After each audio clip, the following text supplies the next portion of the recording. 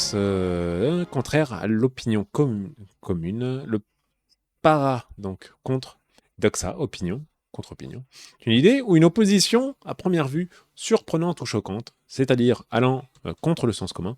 En ce sens, le paradoxe désigne également une figure de style consistant à formuler au sein d'un discours une expression généralement antithétique, oh là là là là, qui va à l'encontre du sens commun. Antithétique, qu'est-ce que ça veut dire?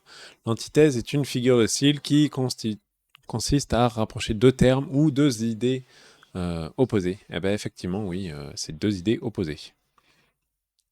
Cube impossible de Monsieur Escher sont des représentations graphiques paradoxales. Effectivement, on ne sait pas où est le devant, du derrière, du compréhensible. Non, non, non, non, le paradoxe, comme le précise la 9e édition du dictionnaire de l'Académie française, en est venu à désigner plus tard la façon plus restrictive, une proposition qui contient ou semble contenir une contradiction logique ou un raisonnement qui, bien que sans faille apparente, aboutit à une absurdité ou encore une situation qui contredit l'intuition. Donc le paradoxe est un puissant stimulant pour la réflexion. Il est souvent utilisé par les philosophes pour nous révéler la complexité inattendue de la réalité. Il peut aussi nous montrer des faiblesses de l'esprit humain, et plus précisément son manque de discernement, ou encore les limites de tel ou tel outil conceptuel, ainsi que les paradoxes sont basés. Ok.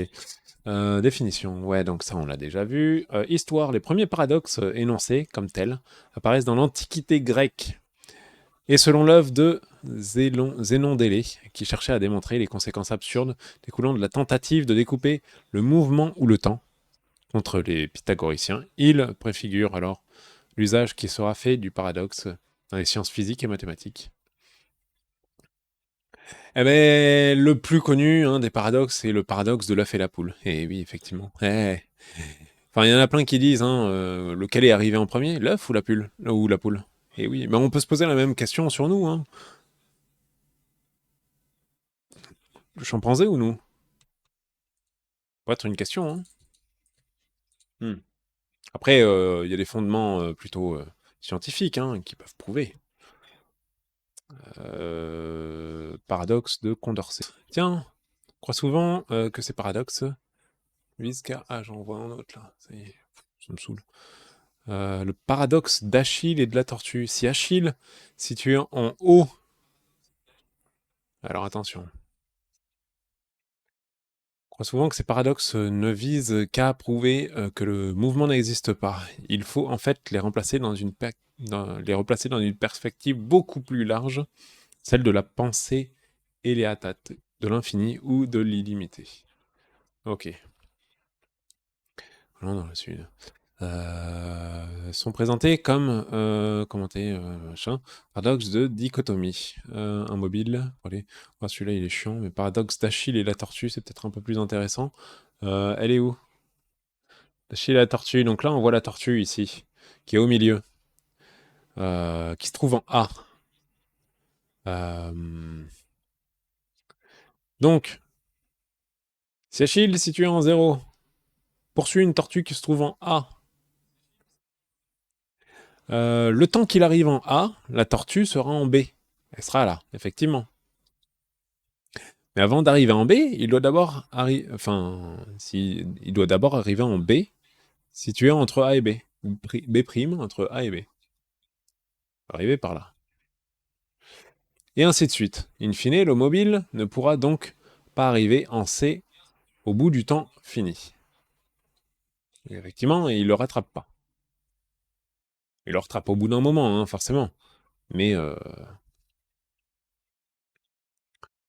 paradoxe de la flèche qui vole est en fait immobile.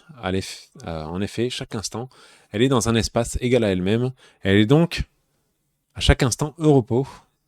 Si on décompose le mouvement en une suite d'instants, elle ne peut donc pas se mouvoir, puisqu'elle est constamment au repos. Et oui, effectivement, paradoxe, est-ce que c'est la flèche ou est-ce que c'est ça qui bouge? Voilà, donc on va avancer sur cette partie paradoxe.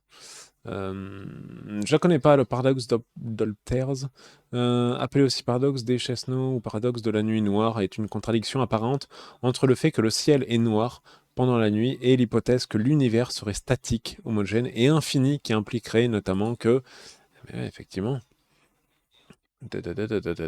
qui impliquerait notamment que depuis tout point du ciel, on devrait pouvoir observer une source lumineuse, aussi éloignée et petite soit-elle.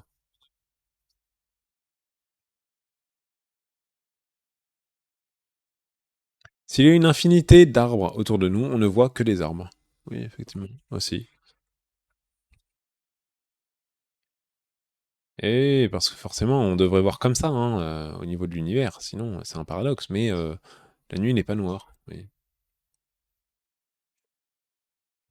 C'est un petit peu paradoxal, le paradoxe. Euh, Et ensuite, bon, ça a commencé à mettre des choses un peu plus complexes avec de la mathématique. Là, c'est un petit peu moins sympa, ça, on va pas le dire. Figure rhétorique, bleu. Quelques types de paradoxes. La prémisse fausse. Trouver une prémisse fausse est le moyen le plus simple de construire ou résoudre un paradoxe. Ces mots ont été rédigés pour déterminer la prémisse fausse cachée au sein de la mécanique quantique. Oh là là, non, là on est sur de la mécanique quantique, ça on l'abordera peut-être plus tard. Mais mécanique quantique, ça peut être quelque chose de... Alors c'est quand même avancé, mais c'est intéressant, faut pas se bloquer sur des termes, il faut essayer de comprendre quand même ensemble sur ce qu'est certaines choses, justement pour augmenter notre connaissance